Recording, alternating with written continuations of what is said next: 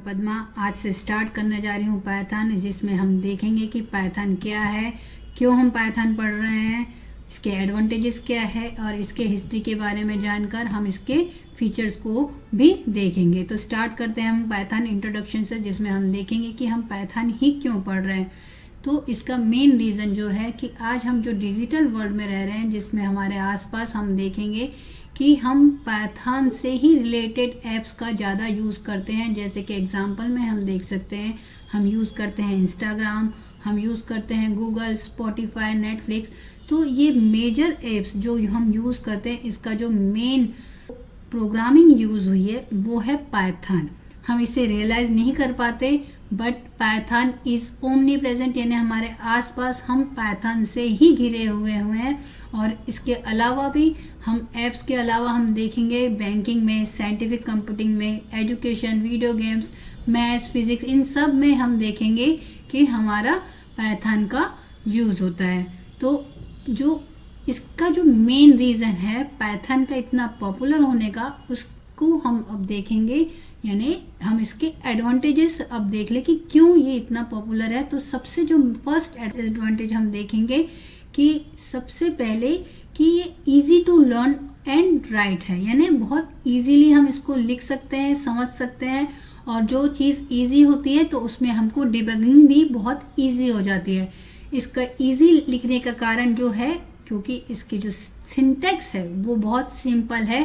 तो और syntax simple होने के कारण हम इसे दूसरे लैंग्वेज के कंपेयर में हम इसको फास्ट कर सकते हैं। और जो सिंटैक्स बहुत कम होने के कारण ये प्रोग्राम की लेंथ को भी कम करते हैं, शॉर्टर। इसे हम एक एग्जांपल के थ्रू समझ सकते हैं। जैसे कि एक प्रोग्राम है जिसमें हमें प्रिंट करना है हेलो वर्ल्ड, तो इसको हम सी और जावा में किस तरीके से लिखते हैं। सबसे पहले हम सी से स्टार्ट करते हैं, जिसमें हम देखेंगे कि हमने लिखा है #include stdio.h। तो ये स्टैंडर्ड लाइब्रेरी है जो कि हेडर फाइल भी कहलाती है।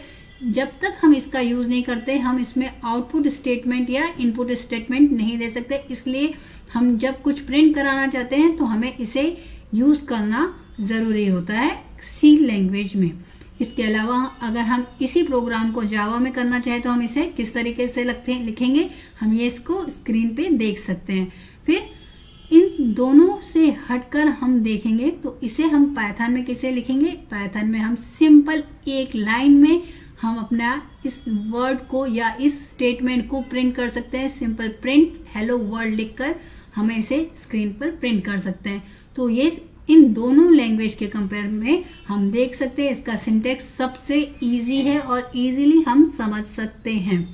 ठीक, हमारा नेक्स्ट एडवांटेज हम देखेंगे कि ये ओपन सोर्स सॉफ्टवेयर है, यानी फ्री ऑफ कॉस्ट हम इसे डाउनलोड कर सकते हैं गिवन वेबसाइट से, यानी python.org से हम इसे डाउनलोड कर सकते हैं। विदाउट एनी रिस्ट्रिक्शन हम इसे डाउनलोड कर सकते हैं।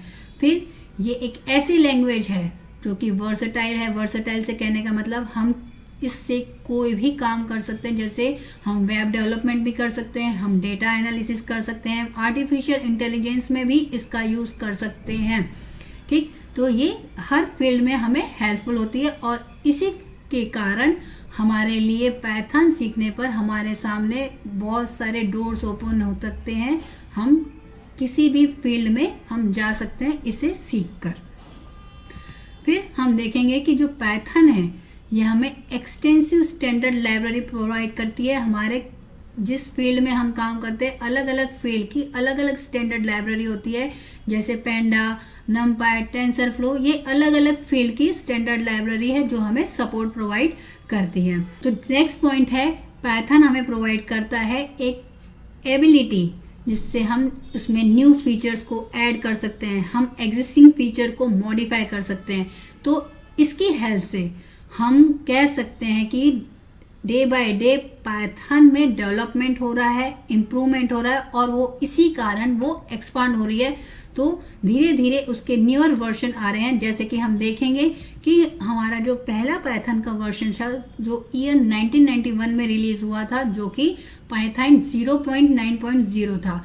फिर नेक्स्ट वर्जन आया पाइथन 1.0, ठीक, इसके बाद थोड़ी सीरीज 1 पॉइंट की सीरीज थी और नेक्स्ट वर्जन आया ना, ये इसकी कंप्लीट होने के बाद नेक्स्ट वर्जन या सीरीज कह सकते हैं पाइथन 2.0 की सीरीज हुई।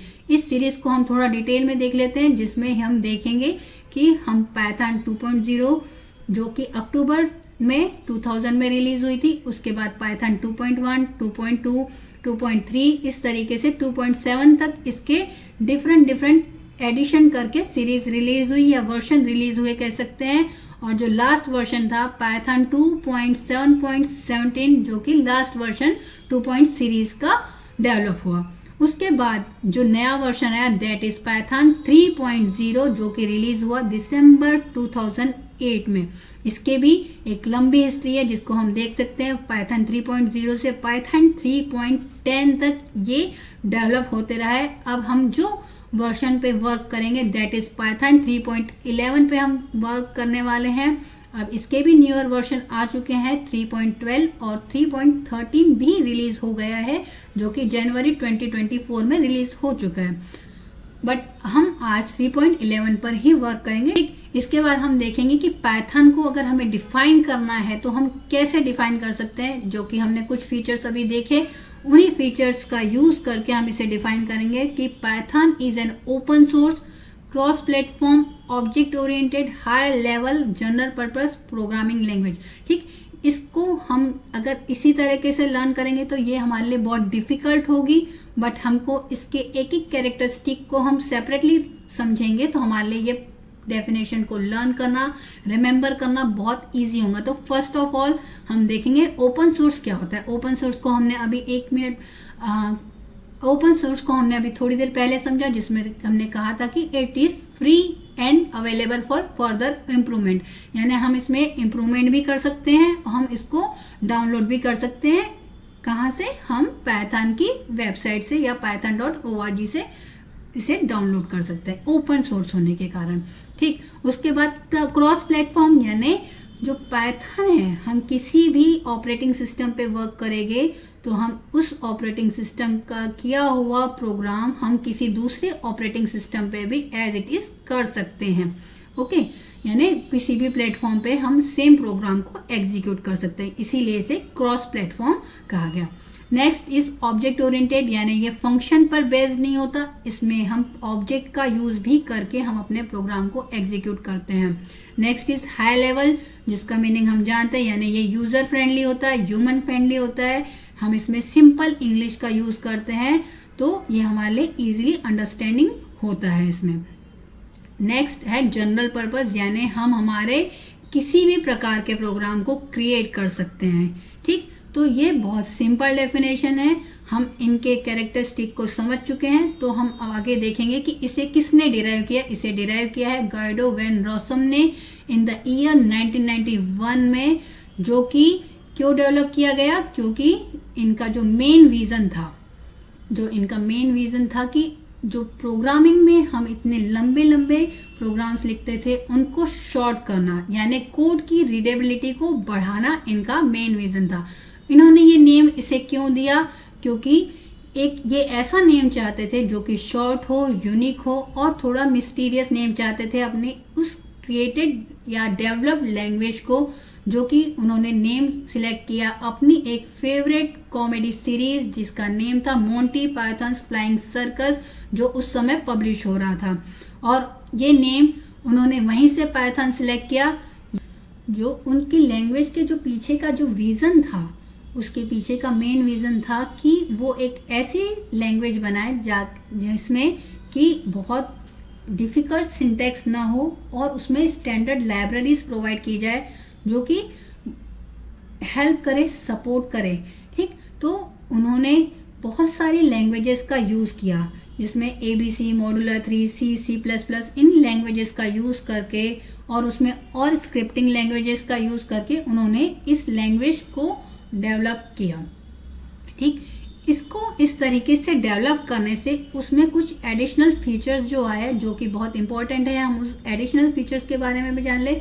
क्योंकि जब हम पाइथन प्रोग्रामिंग की बात करते हैं तो हम उसे डेटा स्ट्रक्चर से जरूर कनेक्ट करते हैं, और डेटा स्ट्रक्चर या डेटाबेस जो कह सकते हैं, जो कि हमें हेल्पफुल होता है हमारे डेटा को स्टोर करने के लिए। तो इसमें हम वेरियस टाइप ऑफ डेटाबेस का यूज कर सकते हैं, कनेक्ट कर सकते हैं, जैसे कि हम Oracle, SQL server, my SQL में से हम इजीली कनेक्ट कर सकते हैं हमारे पाइथन से।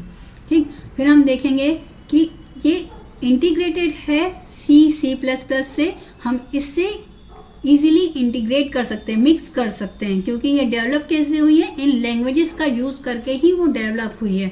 तो इंटीग्रेट करना भी हमारे लिए बहुत इजी होता है।